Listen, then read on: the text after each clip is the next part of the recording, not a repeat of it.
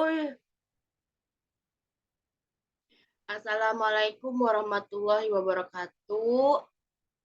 Yang terhormat kepada Ibu Apoteker Maya Arfania, MSc, selaku dosen pengampu farmakoterapi praktikum. Dan terima kasih untuk kawan-kawanku semua yang telah menyaksikan video presentasi dari kami. Perkenalkan, nama saya Zakia Sasabda Romdon selaku moderator. Dan teman-teman saya ada Nida Kusumawati dan Najari Hadatul. Kami ingin mempresentasikan mengenai nyeri. Nyeri adalah alasan tersering yang dikeluhkan pasien ketika berobat. Gejala ini mungkin memiliki berbagai penyebab, mulai dari kondisi yang relatif jinak hingga cedera akut. Iskemia miokard, perubahan degeneratif atau keganasan. Nyeri terjadi bersama banyak proses penyakit atau bersamaan dengan beberapa pemeriksaan diagnosis maupun pengobatan lain.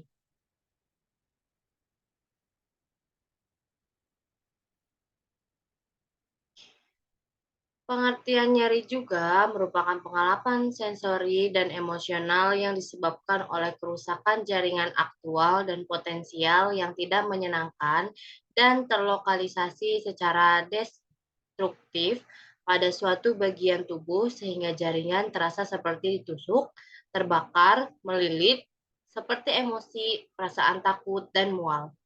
Nyeri menjadi suatu alasan bagi individu untuk mencari bantuan keperawatan.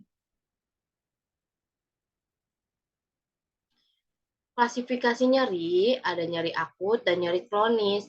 Nyeri akut memiliki karakteristik tiba-tiba atau lambat dengan intensitas nyeri ringan hingga berat dengan akhir yang dapat diantisipasi atau diprediksi. Nyeri akut terjadi dalam jangka waktu kurang dari 6 bulan. Dan nyeri kronis memiliki karakteristik tiba-tiba atau lambat dengan intensitas nyeri ringan hingga berat. Terjadi berulang tanpa akhir yang dapat diantisipasi atau diprediksi. Nyeri ini berlangsung lebih dari 6 bulan serta bersifat menetap dan lama.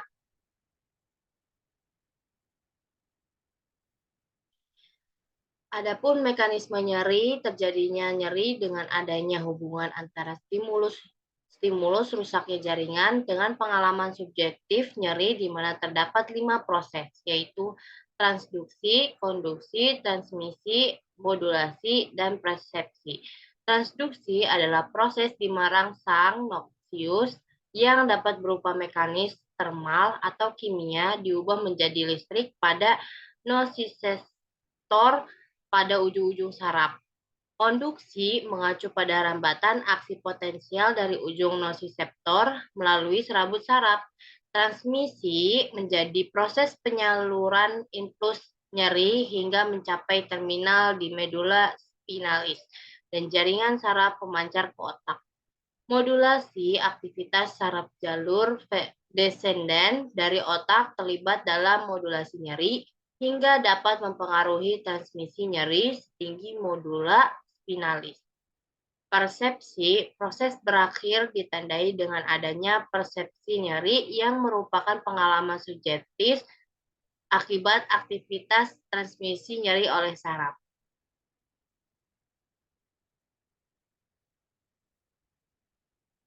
Faktor respon nyeri, yaitu ada usia, jenis kelamin, perhatian, kebudayaan, makna nyeri, ansietas, keletihan, dan pengalaman sebelumnya.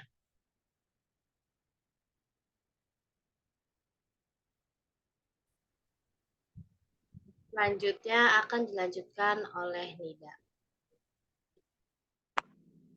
Di sini ada faktor respon nyeri. Yang pertama itu ada usia. Pada usia anak-anak belum mampu mengungkapkan nyeri yang dialaminya dengan jelas. Pada usia dewasa sampai dengan lansia, pengkajian yang lebih rinci diperlukan.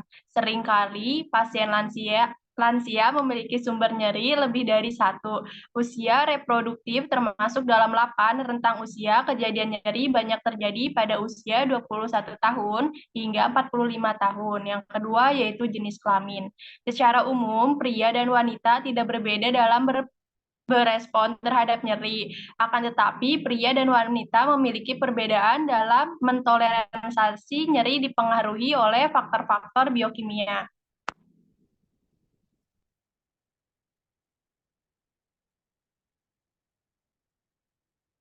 Yang ketiga yaitu ada perhatian. Perhatian merupakan kemampuan individu dalam memfokuskan perhatian pada nyeri mempengaruhi persepsi nyeri. Apabila fokus pada nyeri meningkat, maka nyeri juga akan meningkat. Yang keempat yaitu kebudayaan. Setiap orang belajar dari budaya dan keyakinan bagaimana mereka berespon dengan adanya nyeri. Dan yang kelima yaitu ada makna nyeri. Makna nyeri dapat diartikan sebagai ancaman, kehilangan, hukuman, bahkan tantangan. Yang keenam yaitu ada ansietas, yaitu kecemasan yang relevan dengan nyeri, dapat meningkatkan persepsi nyeri. Yang ketujuh yaitu ada keletihan. Rasa lelah dapat membuat sensasi nyeri semakin intensif dan menurunkan mekanisme coping sehingga persepsi nyeri semakin meningkat. Yang terakhir yaitu ada pengalaman sebelumnya. Pengalaman nyeri yang sebelumnya dirasakan tidak selalu berarti bahwa individu tersebut akan menerima nyeri dengan lebih mudah di kemudian hari. Apabila individu mengalami nyeri yang berulang-ulang tetapi dapat diatasi, maka akan lebih mudah dalam menginterpretasikan sensasi nyeri tersebut.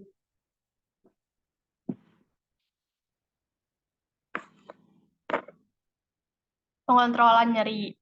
Beberapa teori dikembangkan untuk menjelaskan fenomena nyeri. Hingga saat ini, teori gerbang kendali atau disebut dengan gate control theory, dengan menjadi teori yang paling relevan untuk menjelaskan fenomena nyeri. Teori ini diciptakan oleh Melzack dan Wall tahun 1965 untuk melengkapi kekurangan teori spesifitas dan teori pola.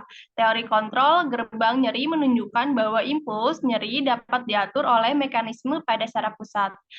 Impuls dapat diartikan saat pertahanan dibuka dan impuls dapat dihambat ketika pertahanan ditutup.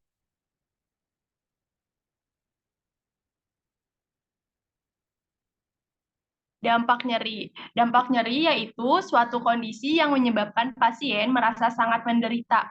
Bahkan pasien dapat sampai tidak mampu bergerak, tidak mampu bernapas maupun batuk dengan baik, kesulitan tidur, tidak nafsu makan dan minum, gelisah, cemas, hingga putus asa. Nyeri dapat mengganggu aktivitas sehari-hari, bahkan beberapa pasien sampai tidak mampu untuk hidup mandiri.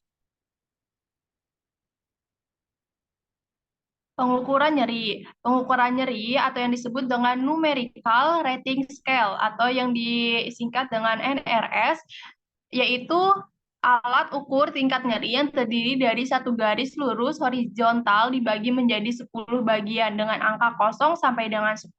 Skala penilaian nyeri numerik digunakan sebagai alat pengganti atau disebut juga dengan alat pendekskripsi kata. Ada di bawahnya, di situ merupakan ada foto pengukuran nyeri.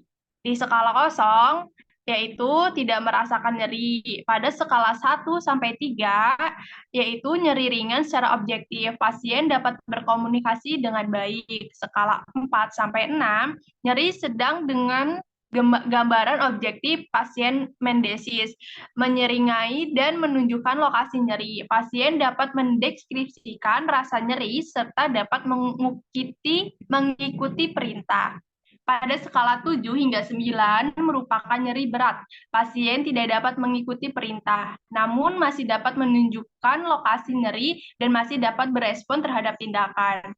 Dan yang terakhir pada skala 10 merupakan nyeri yang hebat.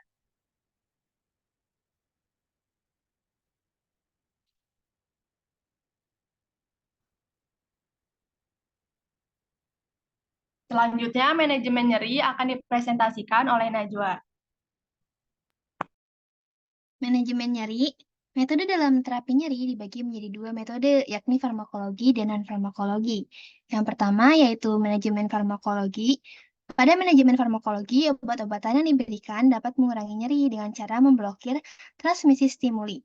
Obat yang digunakan dalam meredakan nyeri dibagi menjadi beberapa kelompok, yaitu analgesik, NSAID, obat anestesi, dan golongan opioid. Selanjutnya yaitu manajemen non-farmakologi. Berkembangnya berbagai macam metode non-farmakologi untuk menangani nyeri pada pasien, manajemen nyeri secara non-farmakologi lebih murah, sederhana, tidak memiliki efek yang merugikan, serta dapat menambah kepuasan pada pasien. Selanjutnya yaitu studi kasus. Studi kasus ini menggunakan metode SOAP atau SOAP yang di mana S merupakan subjektif dengan uraiannya yaitu batuk terus-menerus, keringat dingin banyak saat malam hari, mual, sesak, dan menggigil. Dengan O-nya atau objektif yaitu dengan keadaan umum, lemah, tekanan darah 120/80 mmHg, frekuensi nafas 28 kali per menit, frekuensi nadi 88 kali per menit, SpO2 98%, suhu 37 derajat Celcius. Asesmennya yaitu pasien memiliki penyakit tuberkulosis pada paru-paru yang mempengaruhi pernafasan. Pasien memiliki pneumonia yang ditandai dengan demam, menggigil, hingga kesulitan bernafas. Lalu selanjutnya adalah plan. Yang pertama, terapi antibiotik mungkin perlu disesuaikan berdasarkan evaluasi tambahan. Perlu diberikan obat isoniazid untuk membunuh bakteri penyebab TB pada bulan pertama dan bulan kedua. Pada bulan ketiga diberikan obat rifampicin agar bakteri yang bersifat setengah aktif tidak bereaksi terhadap isoniazid. Pada bulan keempat diberikan obat pyrazinamide agar mampu membunuh bakteri yang bertahan setelah dilawan makrofag. Pada bulan kelima diberikan obat etambutol untuk menghambat kemampuan bakteri menginfeksi tetapi tidak membunuh bakteri secara langsung. Pada bulan keenam diberikan obat streptomycin. Yang ketiga yaitu pada pengobatan TBC ini diberikan juga obat-obat omeprazol agar tidak mah. Diberikan juga obat metilprednisolone untuk meredakan peradangan pada berbagai sendi. Diberikan juga obat ibuprofen sebagai obat anti nyeri yang disebabkan oleh asam urat, dikarenakan efek samping obat dan diberikan juga vitamin B6-12 agar sendi tidak kebas-kebas. Yang keempat yaitu pasien perlu dipantau secara ketat untuk tanda-tanda perbaikan atau perburukan kondisi klinisnya. Yang kelima, edukasi pasien dan keluarga mengenai kondisi pasien dan perawatan yang diberikan. Selanjutnya yang terakhir adalah kesimpulan.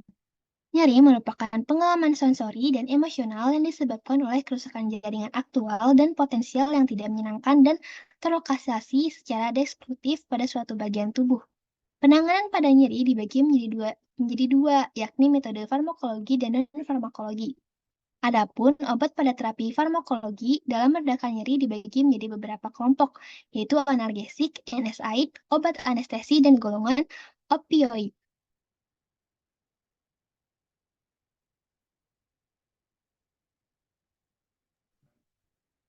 Terima kasih atas perhatiannya dan mohon maaf dengan segala kekurangan yang kami miliki. Semoga dapat dimaafkan. Wassalamualaikum warahmatullahi wabarakatuh.